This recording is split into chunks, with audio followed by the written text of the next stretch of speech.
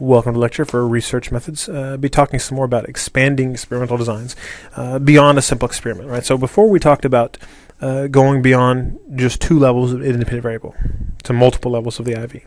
Now going even further than that, saying, well, what if we add another independent variable or more than two independent variables? Whenever we do that, we're talking about factorial designs, right? So first, let's just talk about some of the terminology involved with factorial designs, factorial experiments. Factor, in this context, is an independent variable, right? If you're talking about factor analysis, well, that's a whole separate pot of beans, right? Then you're talking about something that's a coherent construct that's identified by looking at multiple pieces of data. Well, that's something else. Here, factor is the same thing as independent variable. So a two-factor experiment has two independent variables. A four-factor experiment has four independent variables, right? And that's all that the factor means, right? In terms of how you write about factorial designs, often you see this kind of nomenclature where you have some number, x, and some other number, maybe another x and another number. And so you read the x as by, so a 2 by 2 design, a 2 by 2 by 3 design. And the numbers will always be at least 2. You'll never see a 1 by something, right? Because the number itself represents the number of levels of an independent variable. Right? An independent variable has to have at least two levels, right? We're talking about therapy versus no therapy. You can't just look at therapy. You have to look at versus something else, right? So the numbers will always be at least 2, right? And if you have a 3, that's 3 levels. So you could be looking at no therapy versus therapy no therapy versus CBT versus client-centered therapy, right? Be a one factor, one independent variable with 3 levels. Now, so each number tells you the number of levels of an independent variable. How many numbers there are tell you how many independent variables, how many factors there are, right? So, because each number corresponds to an independent variable. So, a 2 by 2 by 2 design, that's 3 2s, has 3 independent variables. A 2 by 2 by 3 still has 3 independent variables. It's still 3 numbers. Just one of them happens to have 3 levels, and the other 2 have 2 levels. Right? Okay, when we talk about factorial experiments, it's easiest to talk about the simplest iteration, which would be a 2 by 2 design, right? Because we have 2 independent variables, and both have just 2 levels. They could have more. They can't have less, and you have to have at least 2 independent variables to be factorial. So this is the simplest version of a factorial experiment. In this example, looking at independent variable of therapy modality, so therapy being delivered either face-to-face or online, and the other variable looking at the presenting problem the clients are presenting with. And the dependent variable is symptom severity post-treatment. Right? Now, therapy modality is a true independent variable, at least it potentially is. And if you do the study right, it should be, where you assign people randomly to one or the other of the levels of the independent variable. Right? They don't get to choose that they want face-to-face or online. If they get to choose, then you got this confound. And, well, maybe people who choose face-to-face are actually going to do better. People who choose online are going to do better, whatever it is. We don't let them choose. We randomly assign to take away that difference between groups. So if we're randomly assigned to create approximately equal groups, such that people face-to-face, people online, should be not that different from each other, because they've been randomly assigned to one of the 2 groups. Presenting problem, you can't do that. Right? You can't assign somebody to have social phobia or to have specific phobia. They have it or they don't. Right? So presenting problem is not a true independent variable. It's a quasi-independent variable. And a lot of the factorial designs you'll see include at least one quasi-independent variable. Right? You'll have one true independent variable and then another one that's quasi-independent. Usually something about the some participant characteristic. Gender is a very common one that you see. And that's perfectly fine and appropriate. Not necessary for factorial design. Factorial designs don't necessarily include a true independent variable and a quasi-independent, but they can. And when they do, the only thing you have to be careful about is how you talk about that quasi-independent variable. So we can't talk about the effect of presenting problem, because we're not assigning people to have one or the other. And because we're not assigning them, we can't use the word effect. We can only talk about cause-effect relationships if we have that random assignment. It's a prerequisite. Right? Then why are we looking at it? We can't talk about effect. Well, we can still talk about differences. Right? The difference in outcome for people with social phobia as compared to people with specific phobia. We can use the word difference, we just can't use the word effect. It's restricted to when you meet all the prerequisites for an experimental design, right? So in this one, you see some make-believe data here. Imagine symptom severities occurs on a scale of 1 to 10. So we say, okay, face-to-face, you got some people not doing that well with social phobia. Hey, and online they look pretty good. Looking at specific phobia, wow, face-to-face they didn't do that well. Online they did pretty good. Well, how do we make sense of all these numbers? Look at these 4 different numbers and different combinations of pairings with factorial design. Well, you look at a couple things. One thing we know is that there are 4 simple main effects, and you can look at these, but it's not the first thing you interpret. Right? It's the first thing that catches your eye, so we'll go ahead and talk about it. And a simple main effect is when you just are looking at one of the variables. So therapy modality, face-to-face versus online. What was that like at one level of the other independent variable? So face-to-face versus online for social phobia. 8 compared to 2. Right? So 8 minus 2 is 6. So there's a difference there. And that probably is statistically significant difference, right? So looks like there's a simple main effect there. So that for people with social phobia, face-to-face was not as effective as online therapy, right? So there's one main effect. Look directly below that, we got specific phobia, 2 versus 7, a difference of 5. So for specific phobia, looks like face-to-face was better than online. Right? So there's 2 main effects. Now if we look vertically, right, comparing 8 to 2, 8 minus 2, 6, looks like for face-to-face, social phobia is better than specific phobia. There's a simple main effect. And then again here, looking vertically, 2 versus 7, difference of 5. For online, so at this one level of therapy modality, social phobia was better than specific phobia. Right? So those things catch your eye, but that's not the first thing you interpret. The first thing you interpret usually are the main effects. So the main effects, which if you have a 2x2 factorial design, you have 2 main effects. Right? And the easy way to think, well, how many main effects am I going to have? How many variables you got? For every independent variable you have, you're going to have a main effect. So 2x2 design, 2 main effects. 2x2x3, 3 main effects. 2x4x2x2, 4 main effects. Right? So to look at the main effects, you look at the marginal means. So I got the marginal means already in here. That's just the means you could calculate in the margins of your little graph. Your 8 plus 2 is 10, divided by 2 is 5. So the marginal mean there is 5. 2 plus 7 is 9, divided by 2 is 4.5. And then I can compare those two. 5 minus 4.5 is 0.5. Not that different. Right? So what are those numbers? What are those main effects? Right? So whenever I average 8 plus 2 divided by 2, I'm averaging across therapy modality. So basically I'm saying, what was the outcome like for people with social phobia? Regardless of what type of therapy they received. So I just want to know, in general, hey, how did the folks with social phobia do? And the answer is, hey, they did all right. 5. Well, they do better, they do worse. People with specific phobia, about the same, right? 8 to 4.5. So that's the main effect of presenting problem. Again, I said we don't talk about effect for quasi-independent variables. Here's an exception. We talk about main effects. There's no other word. It's not a main difference. Right? It's called a main effect. So the main effect of presenting problem, probably not one. Doesn't seem to be a difference in outcome for people with social phobia versus specific phobia. And then we look at face-to-face versus online for this data set. We get the same thing. 8 plus 2 is 10, divided by 2 is 5.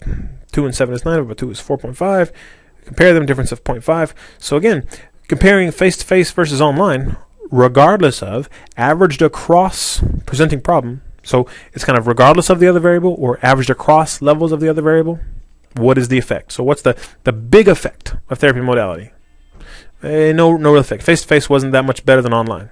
Online wasn't that much better than face-to-face. They probably essentially equal, not statistically significantly different. Right. And that's what a main effect tells you. It tells you the effect of one variable averaged across levels of the other variable. Right. In this case, the main effects kind of misleading, right? Because if you said, oh, well, was the face-to-face online, were they different? If you look at this 5 and 4.5, you go, no, they're about the same. Were they the same? No, they weren't. Look at this, the simple main effects. 8 versus 2, that's different. 2 versus 7, those are different. There was a difference in modality, but that difference depended on the presenting problem. And that's where you get really the interesting part of factorial designs, the interaction term. Right? So you'll get however many main effects you have variables, and then you'll have as many interactions, basically the number of variables you have minus 1. So when we have two variables, two-factor experiment, we have just one interaction. If we have 3, you've got at least 2 interactions, because then you have a three-way interaction term, which gets a little more complicated. We won't worry about that right now. Looking at just a straightforward two-factor design with an interaction. An interaction says that the effect of one variable differs, so the effect of one variable on the DV differs across levels of the other variable, other independent variable, usually, right? So, and there's two ways to interpret it. You can looking at your chart, you can go vertically, you can go horizontally. In this case, it makes the most sense to talk about the effect of modality, because you can't really talk about the effect of a specific problem. We'll talk about the difference. So we say, okay, face-to-face versus online. And we say, there we go. Face-to-face led to a worse outcome than online for social phobia. Right? 8 was greater than 2.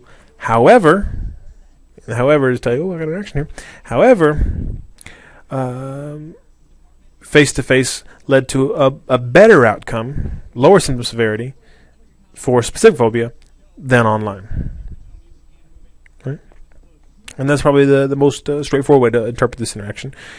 You can also always interpret it vertically. In this case, it doesn't make as much sense, but you could say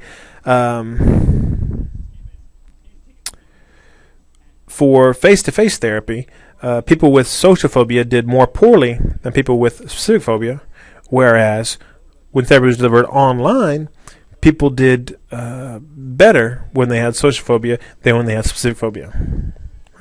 So whenever you interpret an interaction, the main thing is to mention all 4 cells, or all the cells you have. If it's 2 by 2, it's all 4 cells, right? So basically you're going to say, the effect of this variable was this here.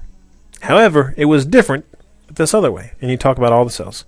And sometimes it can be, the effect is, A is, going back to our other one, 8 is greater than 2, but 2 is less than 7. That's the easiest kind of interaction to interpret. But sometimes it's a little more complicated, where you have maybe 8 and 2, and the other one is 4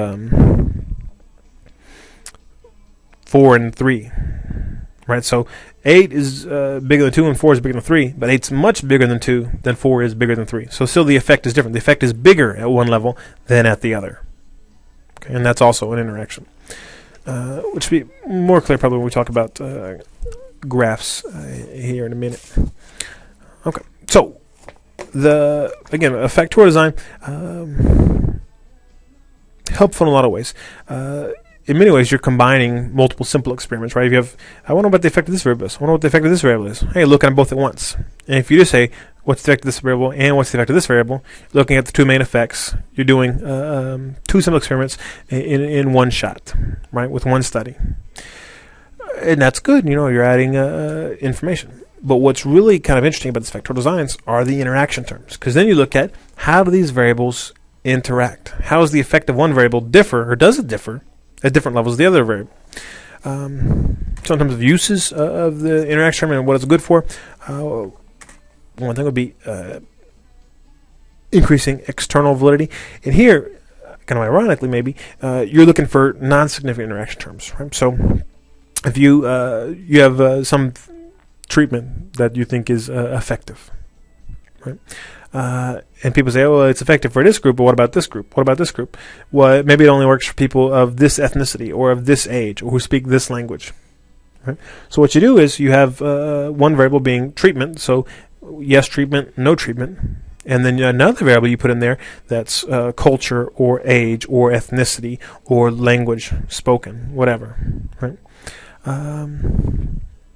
And you're usually not that interested in the main effect of gender, age, or whatever, but you're interested in that interaction. You want to know, okay, the treatment, maybe there's a main effect for treatment, yay, but was that main effect true across all levels of ethnicity?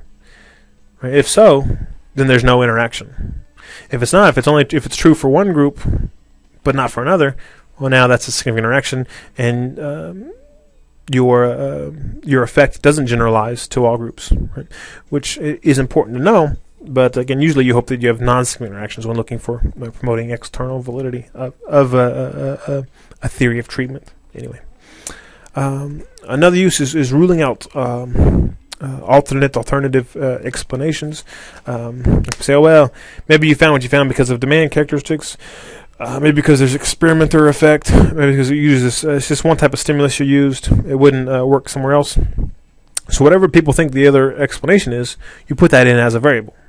And you look for an interaction to say, okay, does my true independent variable have an effect regardless of who the experimenter was, regardless of what kind of instructions the subjects were given, regardless of what the type of stimulus they got. As long as they got the therapy, it didn't matter if it was an experienced therapist, a young therapist, whatever. Right? So the more ruling out that, okay, no, I didn't find this effect just because of this. I can show you it happens at all levels of these other variables that you think are causing the finding I found elsewhere. Right? Also helpful for showing exceptions to some rule. So maybe somebody has published something saying, okay, this treatment works for this, or this experience has this effect on people. And you look at that and you read and you go, yeah, maybe, but I know some people that it wouldn't happen that way with. People that had an abuse experience. People that are addicted to substances. People who come from single-parent families will be different than people who come from dual-parent families on this with this effect, right? So if you think, well, I think it's true, but not with somebody else, you do the study, and what you end up doing is you look for an interaction to say that, okay, yeah, I'm basically going to replicate this other person's finding as one of my simple main effects. Okay, here's your effect, and it's true for this group, but hey, look, it's not true for this group because that variable interacts with this other variable. And it could be ethnicity, age, experiences, whatever. Right? So often helpful to kind of expand our knowledge. Once we think we know something, we go, okay, who is that true for? When is it true? And that's what interactions can tell you, is that, well, it's true, but only when this other thing is true. So A is greater than B only when C is greater than D. Make sense? Last thing helpful sometimes in identifying essential elements, especially for therapy, you may find that, okay, we think this characteristic is, therapist experience is a good thing. We think therapist warmth is a good thing. And does it matter if you have both, right? And if you have an interaction, you might find that it does matter, where you have main effects of both, where more experienced therapists, better outcomes, therapists who get warmth, better outcomes. But if you have both, if you're an experienced and warm therapist, that the outcomes are far and above any other group. And then we've got an interesting interaction, and we realize, okay, well, then this is the best combination of these variables, right? For me, understanding interactions and trying to interpret them is usually easiest in terms of looking at graphs. So, got some here. Looking at the effect of type of music and traffic density on speed at which somebody drives. Okay, kind of a silly thing, but so you see, you got here when you graph it. You're always going to have one of your independent variables down at the bottom. So traffic density, sparse or heavy, right? 2 levels. And then I've got your other independent variable will be in a key or a legend. So I've got heavy metal is the little oval, and classical are the triangles. Right. So look at the first graph, and we got, okay, when traffic is sparse, people drove faster listening to classical music than heavy metal music. When traffic was heavy, people drove faster listening to classical music than heavy metal. Right? So this line is above this line. This line is classical. So basically, this graph is telling me pretty clearly that people drive faster when listening to classical music than when listening to heavy metal music, regardless of the density of traffic. Right. So the effect of music was the same, regardless of the level of the other variable. So no interaction there. Right? So there's a main effect of type of music. Right? And then to figure out did density of traffic, is there a main effect of that? And what you have to do is imagine drawing a line between the oval on the left and the triangle and finding the midpoint, putting a little X there. And the same thing for the other triangle and the other oval. And basically what that does is says, okay, averaged across heavy and classical, the midpoint between those two ends of that line is the average for sparse. And then I'll do the same thing with heavy. And if those 2 points are even with each other on a horizontal plane, there's no vertical distance between them, then there's no main effect. In this one, there's no main effect of heavy or sparse. Now, move over to the next graph, a little more interesting, right? So here, we've got, it's a little off kilter, but when traffic was sparse, people drove faster listening to classical than when listening to heavy metal. However, when traffic was heavy, they drove faster listening to heavy metal than when listening to classical. So here, the effect of music is different depending on the density of traffic. And then trying to look at the main effects. Again, you've got to find the midpoints between the triangle and the oval, and the triangle and the oval. Line them up. Looks like there's not a main effect of traffic density. And then now the main effect of heavy metal versus classical, the main effect of music type, harder to see when they're crossed over like this. But what you do for this one is you find the midpoint of the line that connects, the midpoint of the line that connects the triangles and the midpoint of the line that connects the circles. And if those things have vertical distance between them, there's a main effect. If not, no main effect. And this one, when they're fully crossed like this and you get this X, there's no main effect of either variable, and it's all interaction. Okay. And in the third one we have here, when traffic was sparse, people drove slightly faster when listening to heavy metal than classical. Probably not safe, they're pretty close together. But when traffic was heavy, they drove much faster listening to heavy metal than classical. Right? So we have an interaction. There's different effect. Right? The difference between heavy metal and classical, not much when sparse, but a huge difference when heavy. So the effect of music type is different at different levels of traffic density. So clearly an interaction there.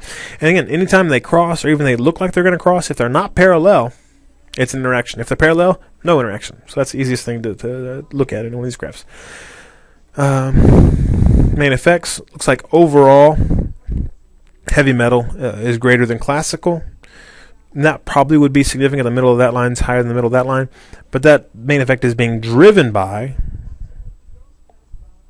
the fact that at heavy traffic, heavy metal is way faster. Because that main effect isn't really true for sparse. There's probably not a simple main effect there. Right?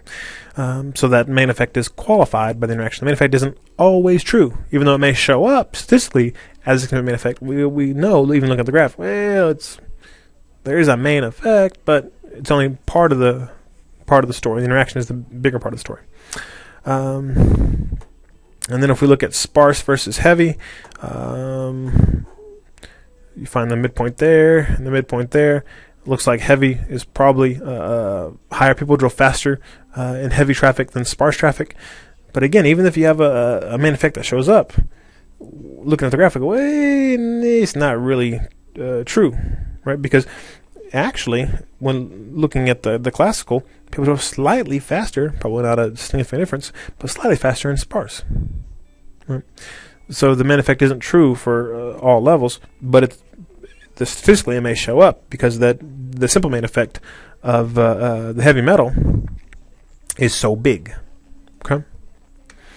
In terms of interpreting the results, looking at the statistics, you'll get an F for the overall model. We don't usually worry about that. What we're interested in are the main effects. Right. And again, you have as many main effects, you have independent variables. And you'll get an F ratio for each main effect. Right? So it's not like, do I have significant main effects or not? So was this main effect significant? Yes or no. Was this main effect significant? Yes or no. Right? Each one is separate. You can have one be significant and the other not, and they're not dependent on each other. Right? So you have an F ratio. It's in ANOVA, just like you always see. If you just have two levels of independent variable, two levels of a factor, easy to interpret. If the F is significant and you have two levels, whichever one numerically is bigger than the other is more, right? And they are statistically significantly different. If you have more than 2 levels of an IV, more than 2 levels of a factor, so let's say our traffic, our music type, we had a classical, heavy metal, and rap, and we have a significant main effect of music type. All we know is the type of music people listen to had an effect on how fast they're driving. We don't know which one's bigger than the other. We can look at the numbers and say, well, this one looks bigger. But, if you have one's a 9, the other's 8.5, and the other's a 4, is 9 bigger than 8.5? Technically, yes, but is it statistically significantly different? Don't know. So, if you've got more than 2 levels in IV, it's just like we talked about before. When you have one IV with multiple levels, you got to do post hoc tests to identify which means differ significantly from each other.